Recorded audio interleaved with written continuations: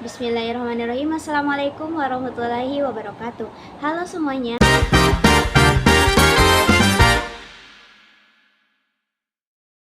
Perkenalkan, saya Siti Nurfadila. Pada video kali ini saya membuat tugas UAS mata kuliah Sosiologi dan Antropologi Hukum yang diampu oleh Bapak Arianto Ardiansyah, SIP MSI.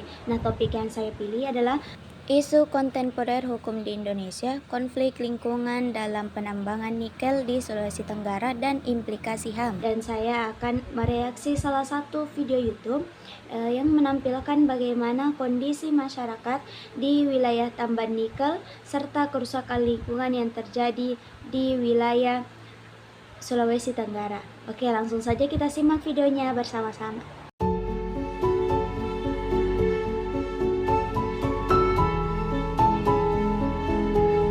Berarti kita ini masyarakat Indonesia ini hanya merdeka penjajahan bangsa luar, tapi di balik itu dijajah oleh pemerintahnya sendiri. Contohnya itu sudah ditolak, masih mau ini. Nah nyata-nyata kita di sini sudah lumpuh. Jadi kalau jadi itu sudah stroke. Setengah mati juga kita cari ikan. Makan juga susah. Bahayanya air sekarang ini baik. Kalau kita anu itu gatal semua. Bahayanya air sekarang ini. Gara-gara tambang ini. Kalau kamu melihat lebih jauh, kamu akan menemukan ini. Ya, untuk beberapa bagian, dan ini tidak sedikit. Air lautan bukan biru, melainkan coklat. Air laut berwarna coklat ini sudah bercokol lebih dari 10 tahun terakhir. Kegiatan pertambangan di atas bukit diduga membuat resapan air lenyap, sehingga ketika intensitas hujan turun begitu tinggi, air akan turun ke bawah dengan membawa lumpur. Lumpur tersebut lalu mengendap dan sulit untuk diangkat. Maka jadilah air laut seperti ini. Sejauh ini, perusahaan yang diduga terlibat praktik buruk menurut pengakuan warga tidak pernah bertanggung jawab termasuk mengatasi perkara air yang kecoklatan. Perusahaan disebut tidak pernah membayar ganti rugi atau berupaya membersihkan air yang keruh tersebut, pun membagikan obat-obatan kepada masyarakat yang terdampak. Tak ketinggalan, aktivitas tambang juga mendorong lahirnya banjir berskala besar. Eksploitasi atas pulau-pulau kecil di waktu yang sama kian menjauhkan masyarakat dari pemenuhan keadilan ekologis. Posisi mereka bertambah rentan sekaligus terancam dengan adanya pencemaran air maupun hilangnya akses terhadap wilayah tangkapan ikan. Kerusakan ekosistem bukanlah sebatas kalimat tanpa makna. Masyarakat di pulau kecil seperti Kabaena mesti beradu dengan geliat tambang yang sayangnya menjauhkan mereka dari kesejahteraan. Pembangunan yang diharapkan mampu menjawab kesenjangan ternyata berkata sebaliknya. Masyarakat tidak sedikit yang menderita. Di Kabaena, hal tersebut terpampang dengan nyata. Oke, setelah menonton video tadi, hal pertama yang sangat terasa adalah bagaimana aktivitas penambangan nikel benar-benar mengubah wajah lingkungan. Nah, kita bisa melihat air laut atau sungai yang sebelumnya jernih berubah menjadi keruh dan pekat. Nah, tanah menjadi mudah longsor dan beberapa daerah bahkan mengalami banjir ketika musim hujan. Semua itu digambarkan cukup jelas dalam video dan jujur saja membuat saya merinding karena kerusakannya terlihat nyata sekaligus menakutkan.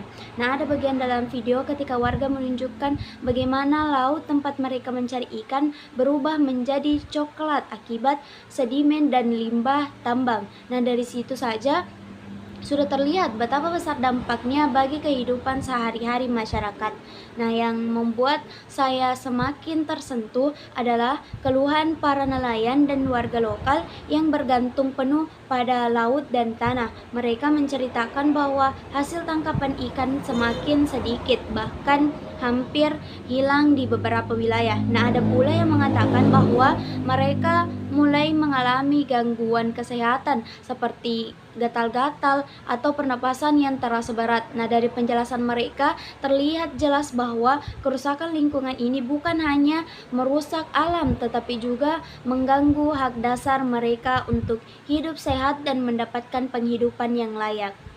Nah, dalam perspektif sosiologi hukum, video ini menunjukkan dengan sangat jelas adanya ketimpangan posisi antara perusahaan tambang, pemerintah, dan masyarakat lokal. Nah, perusahaan memiliki izin yang kuat, akses modal, dan juga kedekatan dengan otoritas, sementara masyarakat tidak memiliki kekuatan politik, tidak tahu harus mengadu kemana, dan sering tidak dilibatkan dalam pengambilan keputusan. Nah, situasi seperti ini membuat hukum seolah-olah hanya bekerja untuk kelompok yang kuat, sementara suara kelompok yang kecil tenggelam. Nah, masyarakat lokal berada dalam posisi yang sangat lemah ketika berhadapan dengan kekuasaan dan sistem perizinan yang rumit. Selain itu, kalau dilihat dari perspektif antropologi hukum, video ini menunjukkan bahwasanya lingkungan bagi masyarakat bukan sekadar ruang fisik, laut, tanah, dan sungai adalah bagian dari identitas sosial mereka. Di dalamnya ada tradisi, mata pencarian turun-temurun, bahkan cara hidup yang diwariskan oleh keluarga. Nah, ketika lingkungan ini rusak akibat tambang, yang hilang bukan hanya penghasilan, tetapi juga hubungan mereka dengan budaya dan ruang hidup. Itulah yang membuat konflik tambang nikel bukan hanya isu lingkungan, tetapi juga isu sosial dan budaya. Kalau kita berbicara soal hak asasi manusia, video ini menunjukkan adanya pelanggaran hak-hak fundamental masyarakat, hak atas lingkungan yang bersih, hak atas kesehatan, hak untuk mendapatkan mata pencarian, dan hak untuk didengar dalam proses pembangunan. Semuanya berdampak. Nah, warga mengalami kerugian ekonomi, kesehatan mereka terganggu, dan mereka juga kehilangan kesempatan untuk hidup tenang sebagaimana mestinya. Yang menyedihkan lagi adalah banyak dari mereka tidak tahu bagaimana cara melapor atau mendapatkan bantuan hukum. Bahkan beberapa mengatakan bahwa ketika mereka bersuara, mereka merasa tidak dianggap atau tidak ada tindak lanjut nyata dari pihak yang berwenang. Nah, secara pribadi saya merasa video ini membuka mata saya bahwa pertambangan nikel yang selama ini digambarkan sebagai bagian penting dari industri baterai atau energi masa depan ternyata menyimpan wajah lain yang sangat kelam. Nah, kemajuan yang kita nikmati hari ini rupanya dibayar mahal oleh masyarakat yang tinggal di sekitar lokasi tambang. Saya jadi berpikir bahwa pembangunan seharusnya tidak membuat ada kelompok yang dikorbankan. Kemajuan seharusnya dirasakan merata, bukan hanya oleh perusahaan atau pemerintah, tetapi juga oleh masyarakat yang hidup paling dekat dengan dampaknya.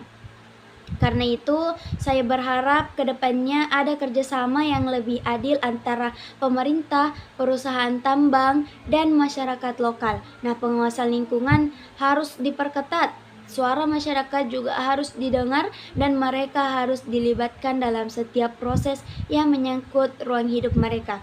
Pembangunan tidak boleh berjalan tanpa mempertimbangkan hak-hak warga yang paling terkena dampaknya.